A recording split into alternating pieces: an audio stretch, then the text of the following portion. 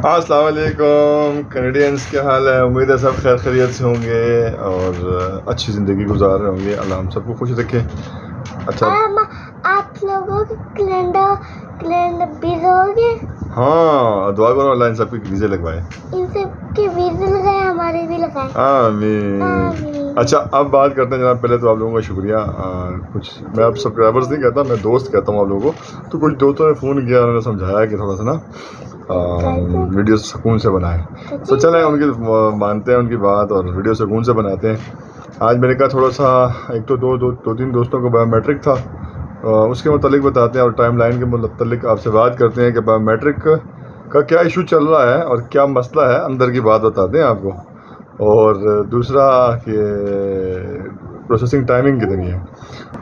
पाकिस्तान से processing time कम हो गया, लेकिन अब थोड़ा इशू बायोमेट्रिक का बन रहा है, तो अंदर की ख़बर निकाल के थोड़ी पेश करने की कोशिश करते हैं। शायद अगर वो कर सकें, ना हुआ तो फिर देखेंगे। तो चलते हैं अपनी स्क्रीन की तरफ और बताते हैं कि प्रोसेसिंग टाइम और अपॉइंटमेंट लेने में कितना टाइम लग रहा है और कितना इशू हो रहा है। तो चलते हैं अपनी स्क्रीन की तरफ। हम आगे अपनी स्क्रीन पे आने के बाद हम लिखते हैं गूगल में कैनेडा वीज़ा प्रोसेसिंग टाइम। ये आया, इसको हमने चेक किया। टेम्परेरी रेजिडेंस भी आया है, उसके बाद आ गई आउटसाइड कनाडा। उसके बाद हम लिखते हैं पाकिस्तान। तो जब पाकिस्तान पे क्लिक करते हैं तो गेट प्रोसेसिंग टाइम पे जाते हैं, तो वो जनाब शो कर रहा है हमें 48 डेज़। यस, ये देखें सर, 48 डेज़ तो शो हो रहे हैं, लेकिन वो नीचे हमें कुछ कह रहा है। सर वो नीचे हमें एक बात कह रहा है, नीचे बात कर रहा है you may need to give your fingerprints and photo biometric with your application. और उसके बाद फिर वो कहता है this processing time does not include. ठीक है, फिर वो कहता है the time it takes to send an application between a visa application centre and our office, the time you need to give your biometric। कुछ थोड़ी बहुत कहानी समझ आई। मैं कुछ बात करना चाह रहा था, कुछ समझाना चाह रहा था। क्लियर कट नहीं बताऊंगा क्योंकि मेरे मसला बनना है, मैंने ट्रैवल करना है। क्लियर कट नहीं बताऊंगा मैं, इसको पढ़ें आप, आपको आइडिया होगा। जो नेक्स्ट पार्ट, अब जो मैं आगे इस वीडियो का अगला हिस्सा आ रहा है ना, उसके अंदर देखिएगा, आपको समझ आएगी कि मैं कहना क्या चाह रहा था, हो क्या रहा है। ये आपने देख लिया जो लिखा हुआ था।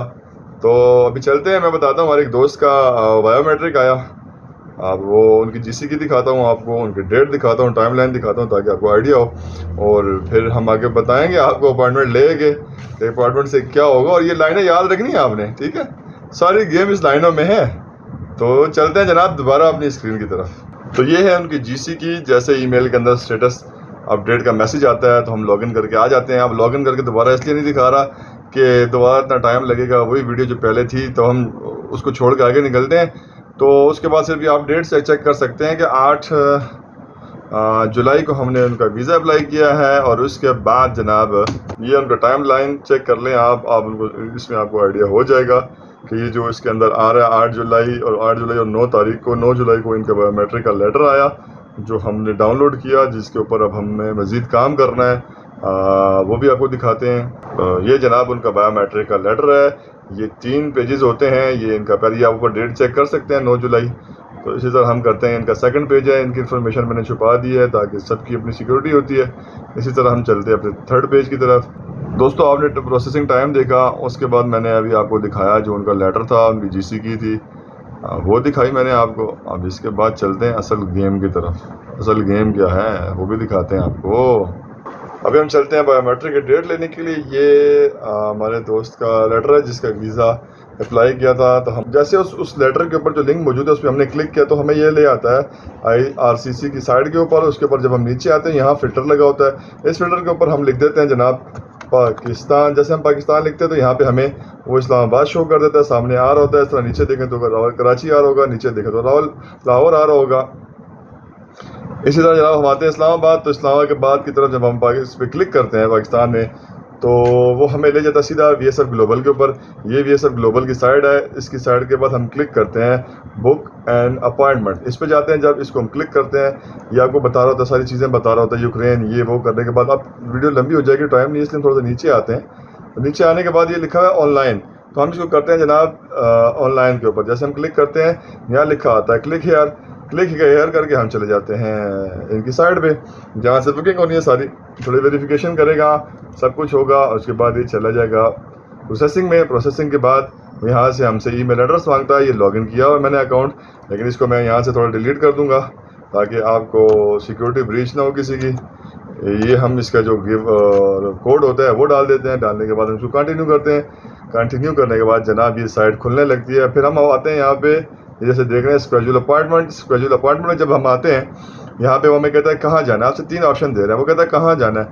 आपको कहता है सेलेक्ट सेंटर, ये आप देख रहे हैं यहाँ पे लिखा है सेलेक्ट सेंटर। तो हम आते हैं सेलेक्ट सेंटर पे, हम करते हैं सबसे पहले इस्लामाबाद। इस्लामाबाद किया, उसके बाद वो कहता है नंबर ऑफ़ एप्लीकेंट्स, तो हम कहते हैं नंबर ऑफ़ एप्लीकेंट 1, ये हो गया। उसके बाद कहता है सेलेक्ट अपॉइंटमेंट कैटेगरी, तो हम आते हैं जनाब बायोमेट्रिक एनरोलमेंट। इसके बाद जनाब हम करते हैं एक्नॉलेजमेंट, सारी टर्म्स एंड कंडीशंस। उसके बाद करते हैं कंटिन्यू।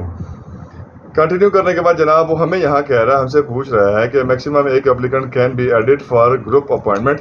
तो हम यहाँ पे अब 1 बंदा ऐड करेंगे। जैसे ही हम ऐड एप्लीकेंट पे क्लिक करते हैं तो ये हमारे सामने एक विंडो खोल देता है जिसके ऊपर लिखा होता है ऐड न्यू एप्लीकेंट। इसके अंदर एक IRCC का नंबर होता है जो इशू होता है हर एप्लीकेंट को, वो यहाँ मैंने हाइड कर दिया। ये डिटेल सारी हाइड है इसलिए आपको नज़र नहीं आएगी। तो वो हम डालते हैं यहाँ, उसकी जो होती है डेट ऑफ बर्थ वो डाली जाती है। डालने के बाद जनाब हम कर देते हैं सबमिट। सबमिट करने के बाद आपसे हमारा are you sure you want to submit, तो हम कहते हैं ओके। ये करने के बाद जनाब हम आगे जाते हैं। आगे जाने के बाद ये यहाँ पे उसका डेटा ऐड हो गया। यहाँ से आप डिलीट भी कर सकते हैं सब कुछ, लेकिन वो हम वो इस वक्त हम ये हाइड है इसलिए मैं आपको बता नहीं सकता, सिर्फ आप लोगों के लिए मैं ये कर रहा हूँ ताकि आपको आइडिया हो। ऊपर ये रेफरेंस नंबर आ रहा है सारा, आप ये देख सकते हैं सारा इसके ऊपर रेफरेंस नंबर है। इसको हम छोड़ देते हैं, हम आते हैं कंटिन्यू।